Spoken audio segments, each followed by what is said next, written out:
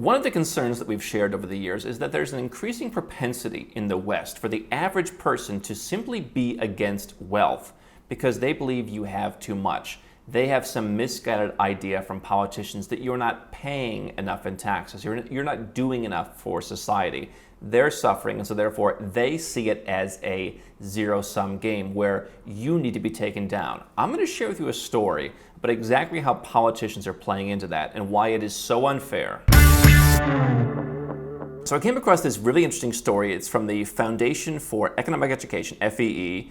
Certainly, I think a rather right-leaning organization, but they talk about how the Roaring Twenties revealed the folly of tax the rich schemes and how a steeply progressive tax code where the rich pay significantly more and the poor and middle class pay significantly less doesn't achieve its intended goal of raising more revenue for the purpose of financing egalitarian prosperity. So, if it's your first time here, my name is Andrew Henderson, the founder of Nomad Capitalist. We are a boutique consulting firm that helps 7- and 8-figure entrepreneurs and investors, also known in the Western world as the evil rich, legally reduce their taxes, diversify and protect their assets from greedy politicians, and increase their optionality with things like second passports. We also host the biggest and best offshore conference called Nomad Capitalist Live. That's open to absolutely everybody.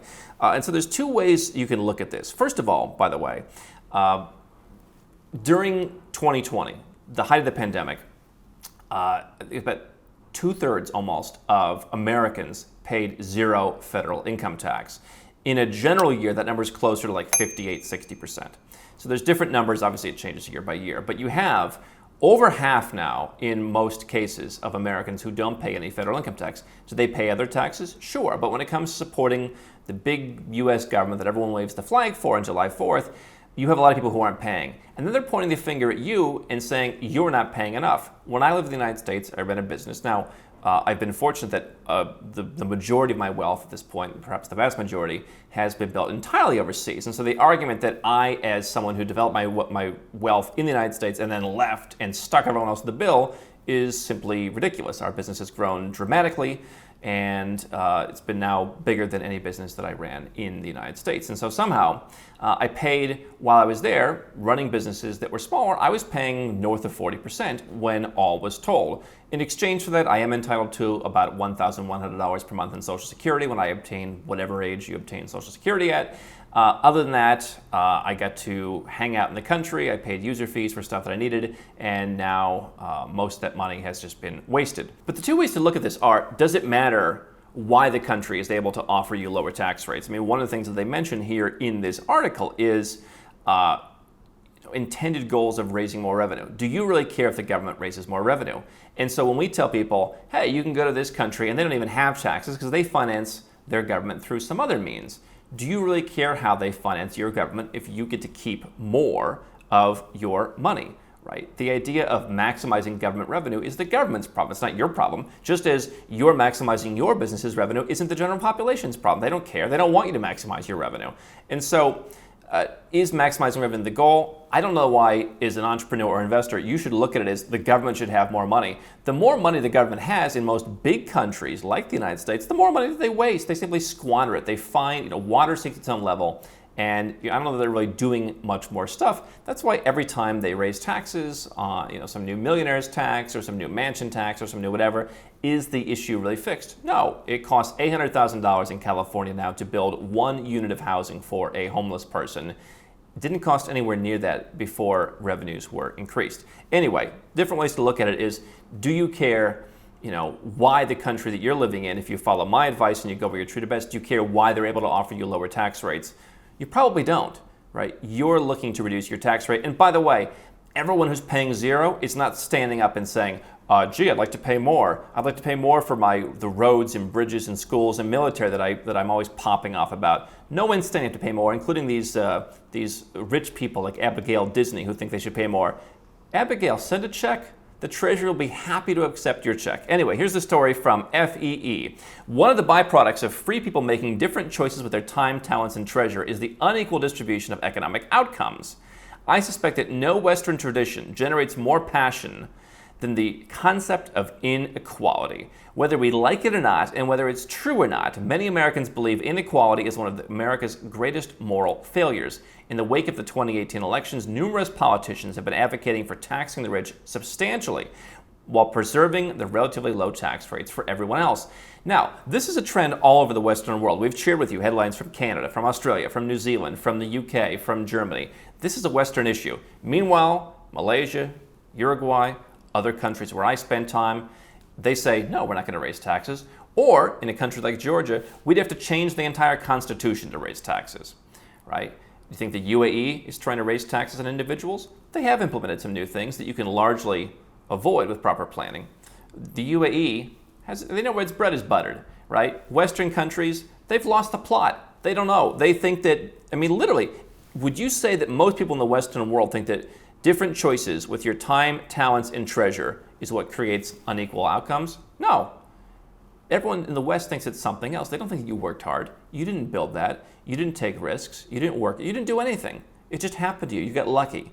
That's the line. And so now politicians in the U.S., and I think the U.S. is perhaps one of the worst, where it's, hey, you guys over here, we're going to lower your taxes. I was watching a debate the other day from the 2020 Democratic primary. I don't know why. Don't ask me why.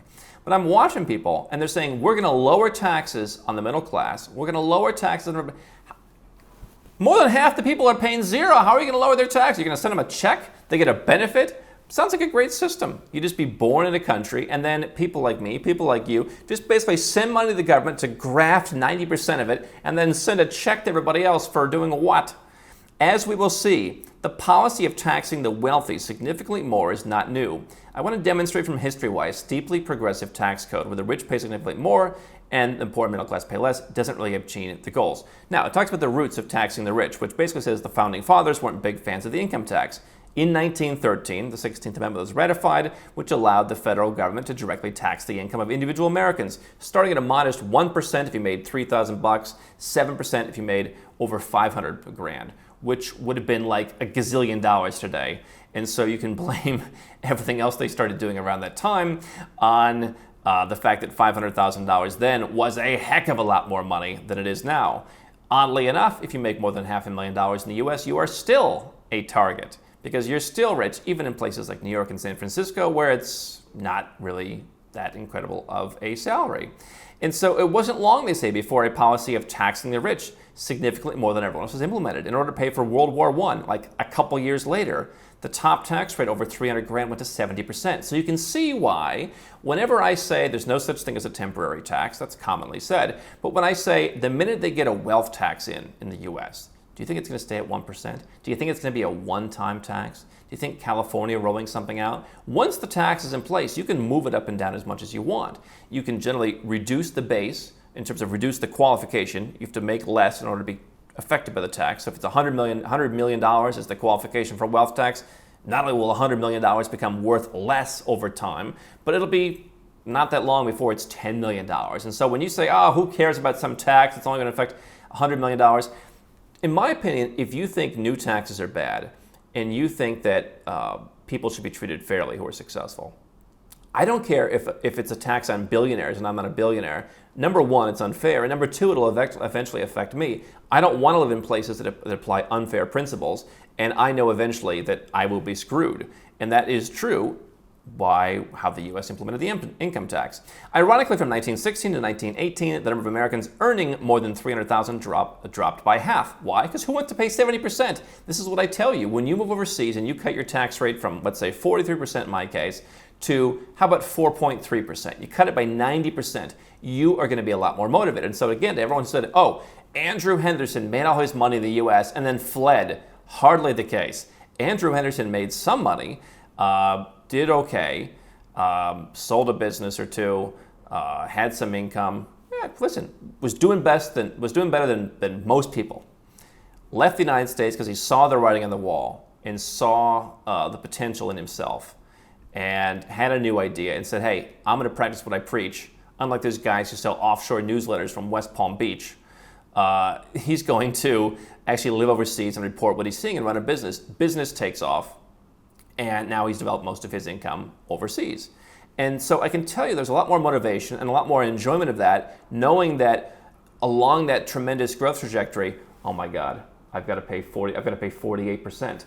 I knew all along that my tax rate was going to be substantially lower. Now, I get all the lifestyle benefits of not living in the United States, which some people may or may not agree with.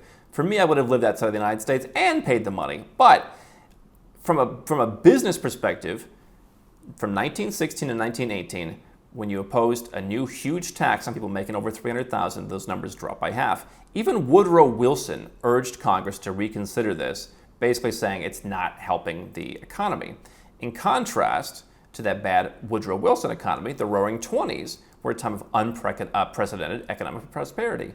Americans, both rich and poor, were buying radios, washing machines, and automobiles. Unemployment was virtually non-existent, and it was the first and only time in American history when minorities had lower unemployment numbers than whites.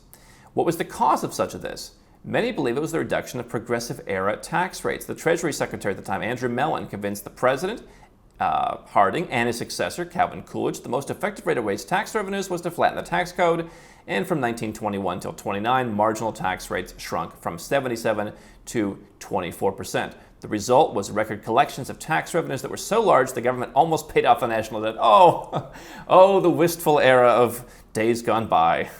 And for getting the wealthy to pay their fair share, in 1918, when rates were 70%, only 20% of taxes came from incomes over $300,000. However, by 1926, that was about 2/3.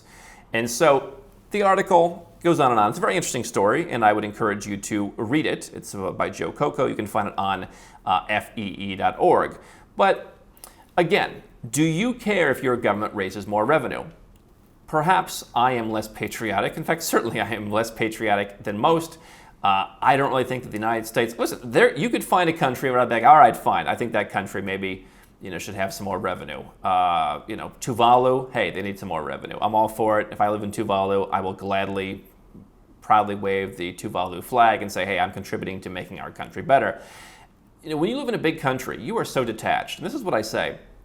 Everyone who wants to stay and fight, I'm going to stay and vote. I'm going to vote against Joe Biden. All right, great. There's 160 million other people who are voting, and the trend is they are against you. Why is this story being written? Because the average person in the Western world today thinks you're a jerk, you must have cheated someone, you must have ripped someone off. You're basically going to emerging and frontier market stereotypes of what wealthy people are. And certainly there are some countries in the world where that's how people did get wealthy. We're talking to a Western audience here, and that's by and large not how people got wealthy. By the way, the emerging and frontier markets are going the opposite direction and actually trying to become successful. They're building a middle class. They are taking advantage of the newly competitive world, and so therefore people are happy. They want to get it. They want to get their slice of the pie. People in the Western world have become defeatist, and they've lost the plot of what made the Western world great in the first place, back in, for example, the Roaring '20s. People will no doubt find things about the Roaring '20s that were not appealing and say, oh, well, you're going to throw out the baby with the bathwater. But undeniably, it was a great period of economic prosperity, much more so than the 1910s in the United States. And so, why was that? Why doesn't your country go back to those roots? Now, you can write all the stories you want on fee.org. You think that the average person, we talked recently about how in many states in the United States, 15% of people are going to a financial class in high school. Only a handful of states are half or more, and the vast majority is 10, 15, 20%, sometimes even zero, are going to a financial class. Do you think that those people, the graduates of the public school system, who are just trying to get by, and not opposed to them, by the way, this is not some elitist conversation, but I'm here to stand up for people who work hard, who've achieved wealth, whether you've got $2 million or $200 million, we work with them all, and I see the honor and the integrity and the hard work that people put in.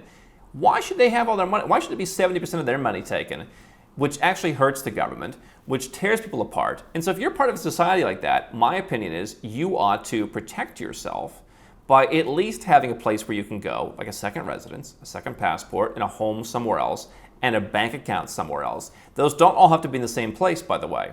They could be in 4 different jurisdictions, 2 different jurisdictions. You can figure that out. But you want to have other options, because what happens when the angry mob decides to start taking part of your bank account? They've done it in countries just within the last decade. What happens when they want to physically cause problems, like when they were marching through people's neighborhoods? I'm watching some of the protests right now in the United States. What happens when they come to protest in your nice neighborhood?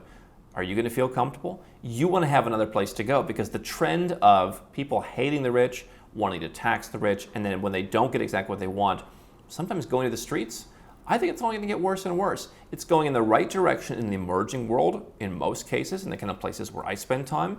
If you're living in the Western world, I think having this optionality is important, not only for your physical safety, not only for your asset safety, but to protect more of your money on a tax basis going forward.